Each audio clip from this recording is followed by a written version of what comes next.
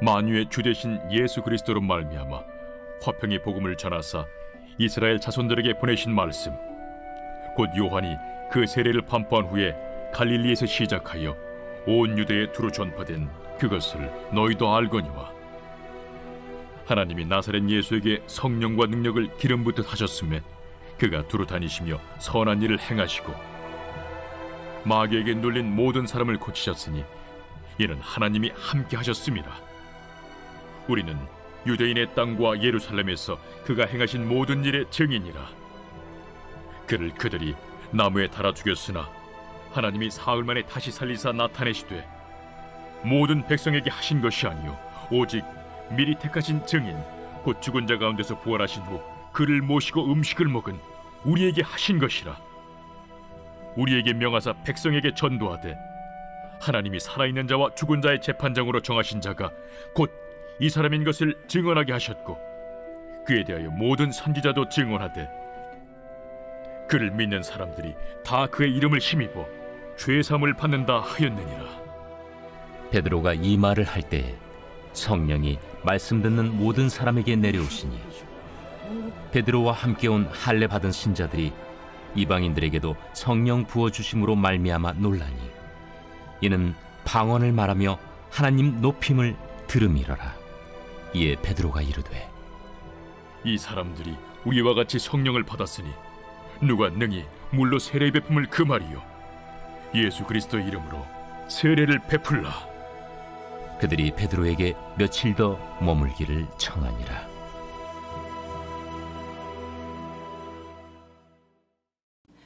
샬롬, 여러분 반갑습니다. 오늘 또 큐티로 여는 기막힌 하루입니다. 이 시간은 우리에게 허락하신 본문은 사도행전 10장 36절부터 48절 말씀이고요. 제목은 성령을 받은 사람들입니다. 여러분, 본문의 제목처럼 성령을 받은 사람들이 되고 싶지 않으신가요? 저는 오늘 제목을 보면서 주님, 저도 성령을 받은 사람으로 오늘 하루도 살아내게 해주세요 라는 기도가 정말 절로 나왔습니다. 본문을 통해 성령을 받은 사람들은 어떤 사람들인지 함께 묵상하고 성령을 사모하는 새벽이 되시기를 바랍니다. 첫 번째로, 성령을 받은 사람들은 화평의 복음을 믿고 화평을 이룹니다. 36절과 37절입니다. 만유의 주 대신 예수 그리스도로 말미암아 화평의 복음을 전하사 이스라엘 자손들에게 보내신 말씀, 곧 요한이 그 세례를 반포한 후에 갈릴리에서 시작하여 온 유대에 두루 전파된 그것을 너희도 알거니와. 아멘. 베드로는 만유의 주 대신 예수 그리스도로 말미암아 화평의 복음을 전하사 이스라엘 자손에게 보내신 말씀이라고 합니다. 유대인은요, 여호와 하나님을 부를 때 사용하던 칭호가 바로 만유의 주였습니다. 유대인들이 몰라보고 죽였던 메시아 예수 그리스도에게 적용시키며 그동안 유대인들이 불렀던 만유의 주가 되신다고 강하게 선포하고 있습니다. 만유의 주가 하나님께서 만유의 주가 되신 예수 그리스도로 말미암아 화평의 복음을 전하셨다고 합니다. 화평은 화목하고 평온한 상태를 표현하는 말입니다. 개인이나 나라 사이에서 발생한 충돌이나 다툼이 없이 평화로운 관계 상태를 말하죠. 인간들과 하나님 사이에는 이미 죄로 인해 화평이 깨졌습니다. 아담이 범죄한 후 그 원죄를 지니고 모두가 하나님과 원수가 되었습니다. 로마서 3장 23절에 보면 모든 사람이 죄를 범하였음에 하나님의 영광에 이르지 못하더니 라고 되어 있습니다. 죄의 삭은 사망이기 때문에 인간은 죄로 말미암아 죽었습니다. 도저히 화평을 이룰 수 없는 상태였습니다. 그러나 하나님께서 독생자 예수 그리스도를 이 땅에 보내셔서 화목제물로 삼으시고 십자가에서 우리의 죄를 대신 지심으로 하나님과 인간 사이에 화해의 다리를 놓으심으로 다시금 화평을 누릴 수 있게 되었습니다. 본문에 따르면 유대인과 이방인 사이에 벽을 허물고 인간 간의 화평을 주는 복음을 일컫습니다. 그뿐입니까? 민족과 종족, 즉 나라와 나라, 성별과 연령, 빈부와 귀천을 막론하고 예수 그리스도 안에서 한 형제, 자매로서의 사랑과 화평을 나눌 수 있게 된 것입니다. 십자가의 복음은 어그러지고 비틀어진 관계를 회복하여 창조 때의 관계로 돌아가게 합니다. 그러므로 진정한 평화는 오직 예수 그리스도 복음으로만 이루어진다는 것을 우리는 정말 마음에 새기고 또 새겨야 할 것입니다. 제가 결혼할 당시 남편은요, 홀어머니와 5명의 누나들이 있었습니다. 아버님은 남편이 고등학교 때 폐결핵으로 돌아가셨다고 합니다. 25년 전 하나밖에 없는 아들과 막내 동생이 40이 다 되도록 결혼을 못하고 있는 상태여서 시댁 식구들에게는 남편의 결혼이 너무도 큰 기도 제목이었습니다. 결혼하여 시어머님을 모시고 사는 동안 사실 쉽진 않았습니다. 아들이 없으면 피자나 치킨을 시켜도 상에 차려놓고 드시지 않으셨고, 아이들이 먹으려고 하면 낮은 목소리로 아버지를 기다려야 한다고 하시며 음식이 다 식어도 먹지 못하게 하셨습니다. 제가 토요일에 근무가 있어서 출근을 할 때면 점심시간이 되어도 어머님은 아들이 없으면 손주, 손녀에게 식사를 차려주시지 않으셨습니다. 끼니 때마다 식사를 굉장히 부지런히 하셨는데요. 그 이유는 얼른 드시고 나서 아들의 물을 떠서 옆에 두시기 위해서요. 그렇게 빨리 드시기도 하셨습니다. 남편이 총신대학원을 그만두고 집에 있는 동안에는 사실상 게임도 하느라 점심을 놓치면 어머니께서는 밥을 차려서 게임하는 아들에게 갖다 주시기도 하셨습니다. 결혼해서 가장이 되었는데도 목회를 해야 한다는 생각을 하고 계셨기 때문에 한 번도 일을 해야 한다는 말씀을 남편에게 하신 적이 없으셨습니다. 7년 정도 모시고 살다가 어머님께서는 시누이 형님네로 가신 뒤 1개월 만에 치매가 와서 요양원으로 모셨습니다. 그 당시 가정 경제가 너무 어려워서 어머님의 요양비와 약값을 온전히 감당할 형편이 되지 못했습니다. 그리고 또 요양원에 찾아가 뵙는 것도 형식적이었습니다. 남편이 미우니 어머님도 싫고 미웠습니다. 시누이 형님들도 모두 이기적인 사람들이라고 생각했습니다. 어머님은 그렇게 요양원에 계시다가 몇 번의 고비를 넘기시고 결국 소천하셨습니다. 구속사 복음을 만나고 40주 양육을 모두 마친 후에 얼마의 시간이 지났는지 자세히 기억나진 않습니다. 어느 날 새벽에 기도를 하는데 양육 때 묵상했던 창세기 1장 2절 말씀이 입술로 나왔습니다. 땅이 혼돈하고 공허하며 흑암이 깊음 위에 있고 하나님의 영은 수면 위에 운행하시니라. 하나님께서는 결혼으로 저를 이 가정에 보내셨습니다. 그런데 사명을 알지도 못하고 목회자 남편만 꿈꾸는 야망만 챙기려는 저였습니다. 혼돈한 가정으로 보냄을 받았으나 혼돈에 혼돈을 더하고 공허에 공허를 더하며 흑암에 흑암을 더하여 하나님의 영을 수면 위에 운행하시지 못하는 자가 되었다는 것이 인정되어 그날 새벽에 정말 미친 사람처럼 몸이 가눠지지 않아 의자에 앉아 있지도 못하고 바닥에 내려앉아 뒹굴기까지 하면서 회개를 하게 하셨습니다. 그 해에 어머님의 추모 예배를 맞이하여 3대가 모인 자리에서 시어머님께 불효하고 그 불효했던 것을 고백하고 또 시누이 형님들과 고모부님들께 진심으로 사과하며 간증문을 읽었습니다.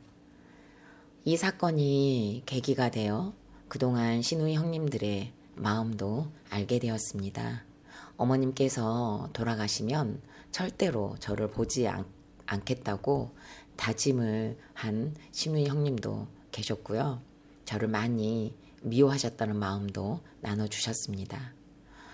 그런 말씀을 듣고 보니 신우이 형님들의 입장도 있었다는 것을 깨닫게 되어 형님들의 마음도 받아들여졌습니다.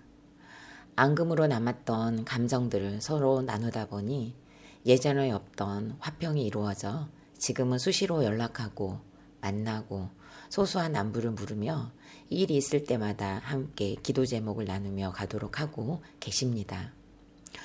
예수 그리스도가 어긋난 관계의 중심에 계셨기에 가능한 관계 회복이었고 화평이었습니다. 그래서 화평은 오직 예수 그리스도 십자가 뿐입니다. 질문합니다. 나는 예수 그리스도와 화평하고 있습니까? 화평의 복음, 예수 그리스도로 화평을 이루어야 할 관계는 무엇입니까? 어긋나고 비뚤어진 관계와 문제에 나를 세우신 하나님의 뜻을 알고 예수 그리스도의 은혜를 덧입는 저와 여러분이 되시기를 바랍니다. 두 번째로는 성령을 받은 사람들은 죄사함을 받습니다. 42절과 43절입니다.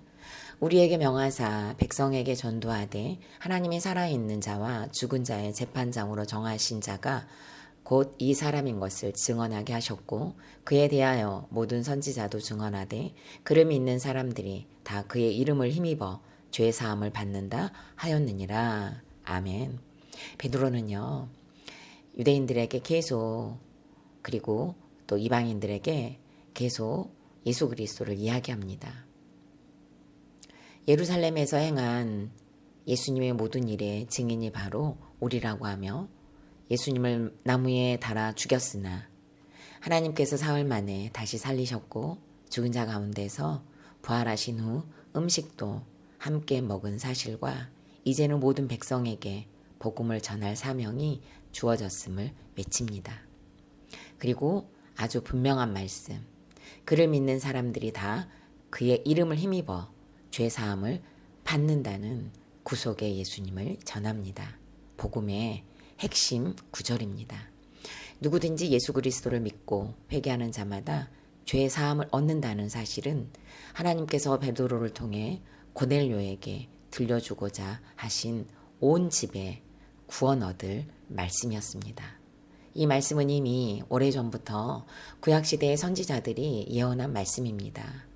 그래서 이미 유대인들에게 알려진 것인데 이제는 이방인들에게까지 명백히 알려지게 된 사건이 되었습니다.